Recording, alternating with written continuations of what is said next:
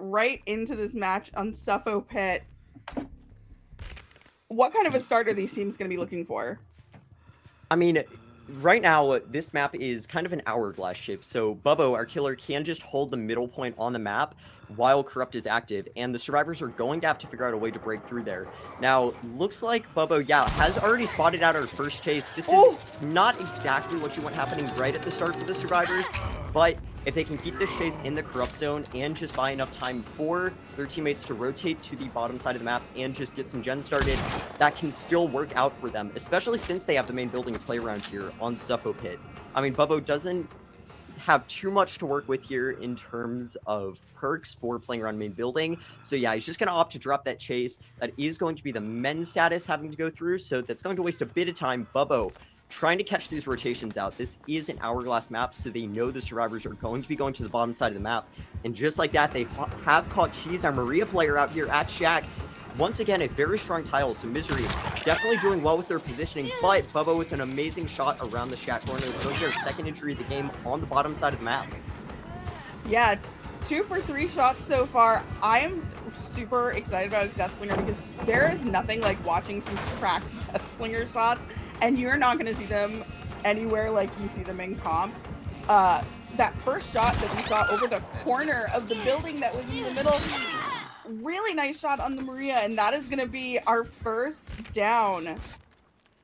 Yeah, good pretty start well for timed for Bubbo. Yeah, good start for our killer, but it does look like our survivors have found one of the hex totems. Yeah, that's going to be the first hook exchanged for the Ruin. However, I mean, Agitation is one of my favorite perks to see on Killer for exactly this reason. I mean, Bubbo doesn't have to care about where he gets the down. As long as it's on this side of the map, he can just drag him to basement or wherever he wants him to.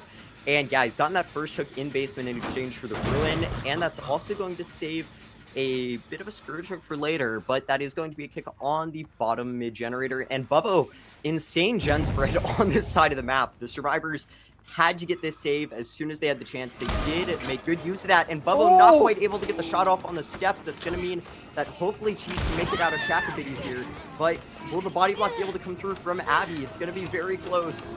They need the survivor to get out of Shack, and they do. A beautiful hit tank coming in from Abby, giving the survivors a chance to make it to the other side of the map and just buy a bit more time. So unfortunately, it looks like Cheese just was not quite able to get the distance with the Shack pallet already being down.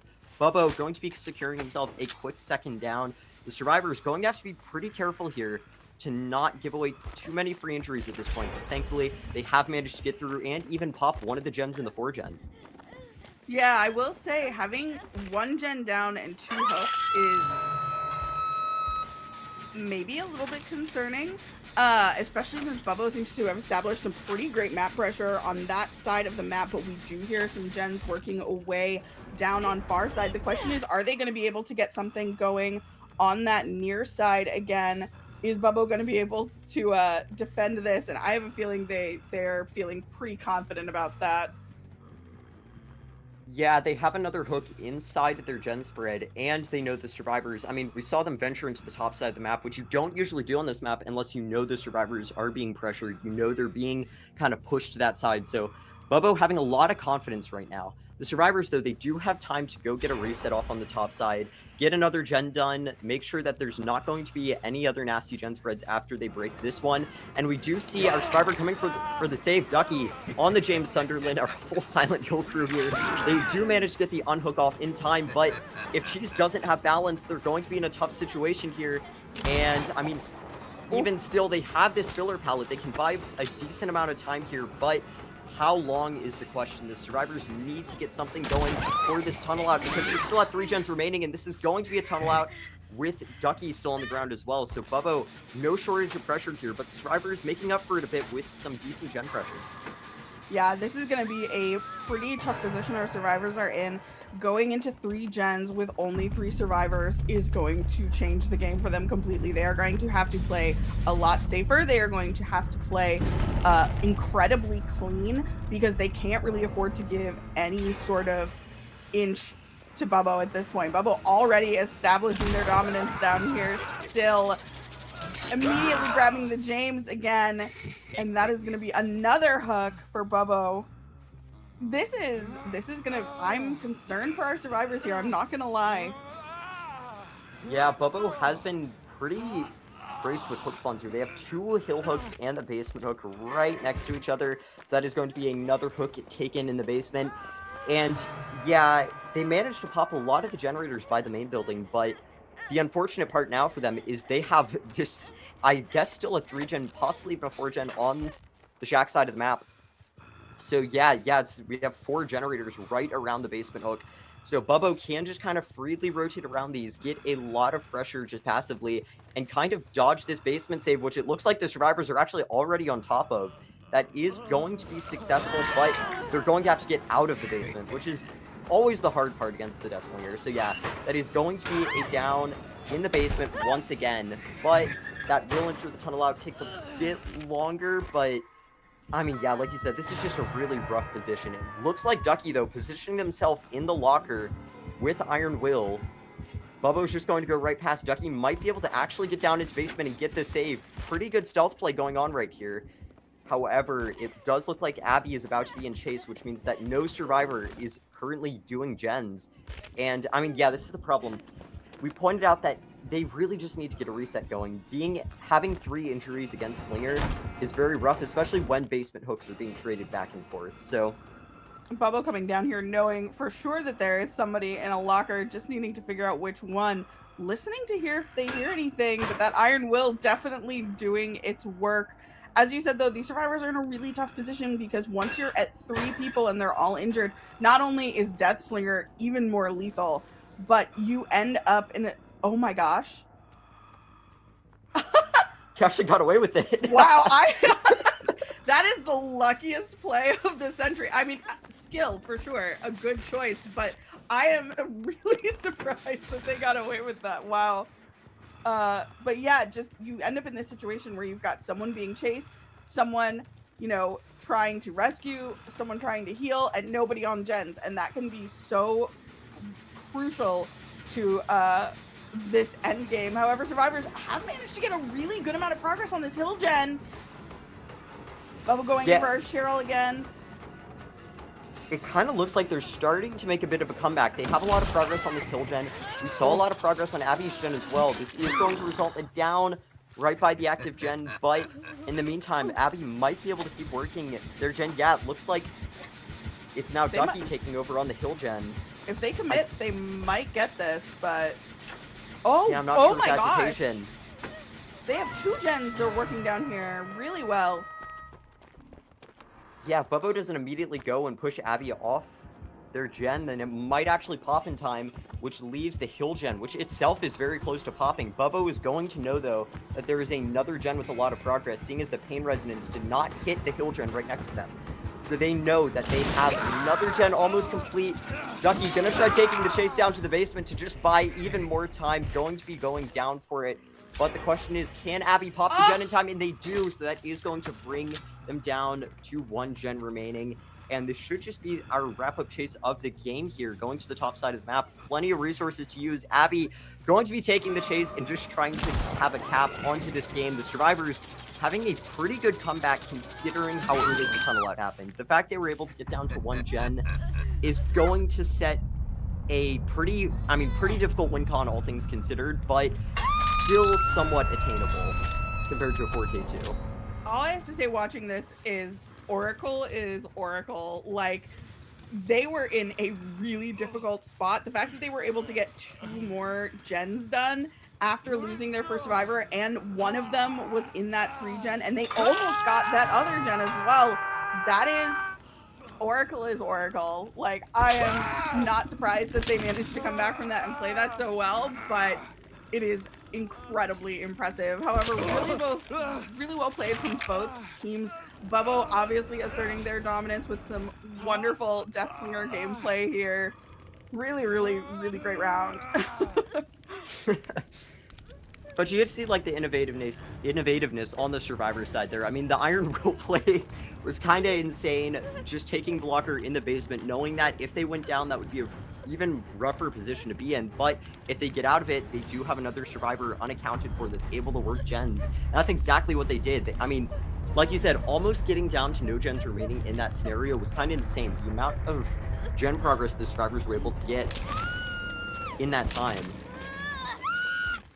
Yeah, that was incredible. That locker play, I mean, I don't want to call it early because like there are so many more games to happen, and you know, as we have seen, people can come up with creative things all the time. That might end up being my favorite play of the day. That was like Kind of reverse of what we saw last game in terms of spawns. We're going to have the killer starting at the main building, so that is going to allow them to kind of hold this crossing point like last game.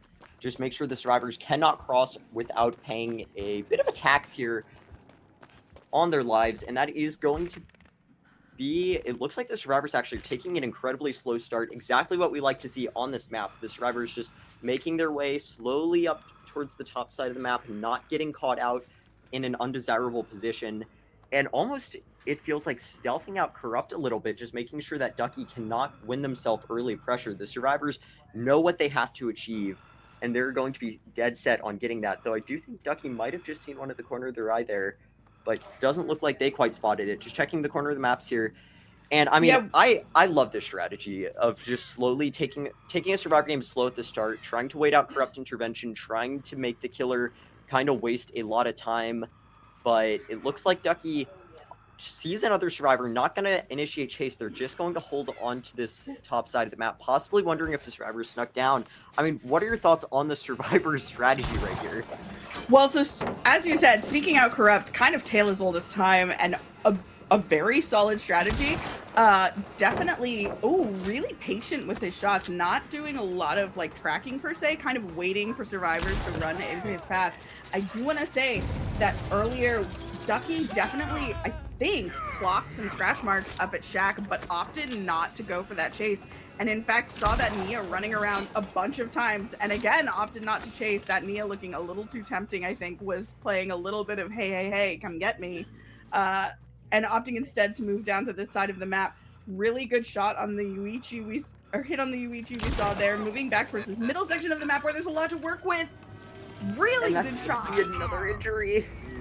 Oh, couple of quick injuries right off the rip. Ducky, who was taking their time at the beginning of this, now in full force. I mean, yeah, we see the amount of patience coming in from Ducky. Like you said, they saw Mata a few times at the start and chose not to take chase. They had a plan and they're going to stick to it. And I mean, we're seeing it slightly pay off here. They got it down onto V1 here, our Rebecca player, and now they're going to just be leaving them on the ground while they're trying to find out where Yoichi went so that they can try securing a second down, but doesn't look like they'll quite be able to find them. I mean, the stealth game on both sides definitely showing here. Both teams have been able to successfully get a priority survivor out of a bad scenario, and that's something we love to see here. And once again, seeing the agitation pick, allowing them to get the hook in the basement, a very popular spot for our Slinger players. I mean, there's so much pressure to come out of basement with Slinger here. You can just shoot a survivor and hold them in place until the base kit borrowed time runs out, then get a quick down onto them. So that is definitely understandable, but in Ducky's situation, it doesn't look like they quite have the same level of gen spread here around the basement. They're not going to be able to stay here, and they know it, so they're going to be trying to scope out their next chase. Yeah, that's what's kind of unfortunate is Ducky has a little bit of a less fortunate gen spread for them. They do kind of have to come back towards the middle and rear of this match. That generator almost ready to go, but Ducky's saying, no, thank you. I will, in fact, be kicking that. Heading back towards Shaq. Gonna see if they can... Oh, maybe not. I was thinking maybe they were gonna see if they could catch somebody out going for that rescue, but instead opting to put pressure on the Nea here. Waiting, again, patiently for Nea to run kind of into their crosshairs instead of just tracking. I think that's a really solid technique. That's... When I'm playing ranged killers, that's kind of how I do it. Is just kind of hold in place and wait for the survivors to juke themselves into my path. They do get that rescue over at Shaq. The question is, are we going to be able to get something here quickly? Just missing by a hair. Mata getting very lucky. They're not being able to escape with their life for a bit longer and make it to an ideal position. I mean, from both sides right now during this chase, we're seeing a beautiful display of patience. Mata just slowly inching their way towards the Deathslinger's line of sight, but not letting themselves get hit by the spear there. Ooh. Buying their teammates a lot of time to pop another generator on the top side. I mean, right now we're seeing Oracle survivors being pretty on top of the gens. Unfortunately, like you said, Ducky's gen spread just not quite able to compete with what we saw last game. So Ducky gonna be playing a lot more aggressive. They have a decently difficult to attain win condition here, especially given the setup they are given. So they are going to have to play this way more aggressive and just hit a lot more shots. We saw them going for the same shot we saw last game over the water tower. The beautiful snipe there. Yeah, Ducky's Looks like playing. Ducky going to be scoping out their next chase here on the bottom side of the map. They do know a survivor is working here. They do know this gen does not have too much progress, but then again, this tile is pretty strong against Deathslinger. There is one spot where you can get a cheeky little shot off on the survivor, but not quite going to. B1 being perfectly aware of what's happening and what Ducky's trying to go for here. Beautiful dodge coming out of the way. Ducky not quite able to land the shot. Mata going to be getting unhooked. Ducky not quite able to get the snipe. Very good effort, though. That was just a bit off there, and that is not going to be the hit coming in to the Rebecca here. And looks like Ducky's going to be trying to find Mata again, try and find their tunnel out. We're down to 2 gens remaining, 2 hooks on the board. Ducky under a lot of pressure right now. Yeah, this is looking a little bit dire for Ducky, unfortunately. That gameplay of playing really patient, it does work, but they absolutely need to kick it up a notch, and they've got to play ultra aggressive now. They're in a really tough position. They don't have anybody on Death Hook right now. I am not sure how you come back from this, to be honest, but they are going to give it a good try. Nice shot there. Going to be continuing to take chase on this Rebecca down at main building, but this is kind of a little bit of a looper's paradise sometimes. I don't know if this Rebecca can buy any sort of time. I think we're going to see another gen pop rather quickly. Yeah, and at that point, you just need to get so many stages at 1 gen remaining at that point that it's going to be almost unattainable here, but beautiful patience coming in from B1. They're not going to get shot through the little hole in the tile there. I mean, Ducky going for these shots. If they land, it's a beautiful clip. But if not, this is a lot of time being sunk into this chase, which, like you said, is not on a Death Hook survivor, and that is going to be the last 2 gens popping.